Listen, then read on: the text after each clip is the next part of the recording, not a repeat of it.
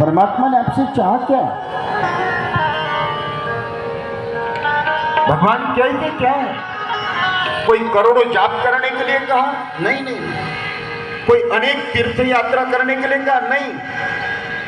अद्वेष्टा सर्वभूतानां मैत्र करुणेव च निरमोह निरंकार समदुःख सुख क्षमी।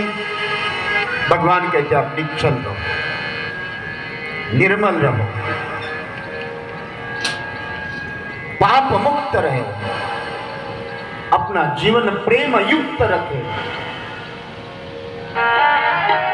इसलिए कहते हैं कि सच्चिदानंद, ईश्वर का नाम क्या है? सत्य, चित्त, घन और आनंद।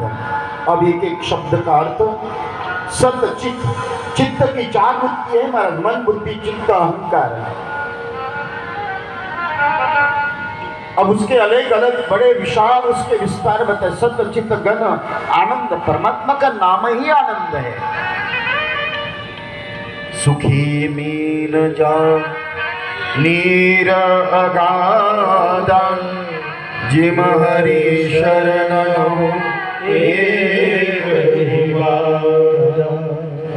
परमात्मा का स्मरण करने वाले के जीवन में दुख नहीं है, कष्ट नहीं, दरिद्रता नहीं।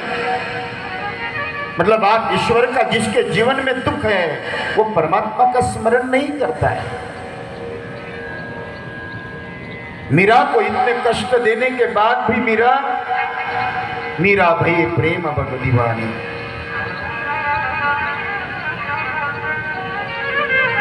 इसलिए ईश्वर के प्रति यथात्मा दृढ़ निश्चया, परमात्मा के प्रति आपके विश्वास न होने के कारण आपके जीवन में कष्ट है।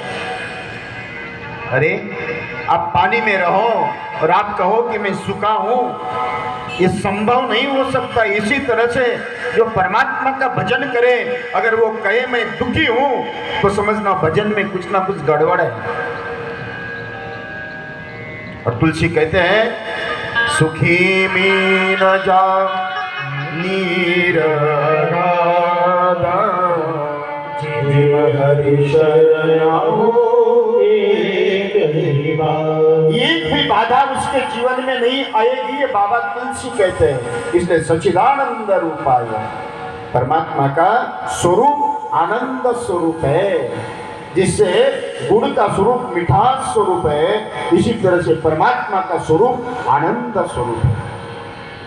फिर कहते हैं सच्चिदानंद रूपाय विश्वोत्पत्त्यादिहेतवे।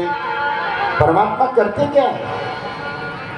आपको जन्म दिया, मृत्यु देगा, सूर्य को उगा दिया, अस्त कर देगा, पृथ्वी की उत्पत्ति की, चंद्र सूर्य अग्नि वायु आकाश ब्रह्मांड के सारी जगत की उत्पत्ति और एक अंशन जगत विनाश।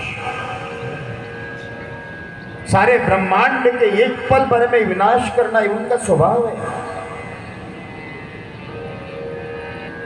फिर आगे तापत्रय विनाशाय, आदि भौतिक, आदि दैविक, आध्यात्मिक, किसी भी प्रकार के सारे ताप संताप प्रताप सबको समाप्त करने का कार्य परमात्मा करते हैं।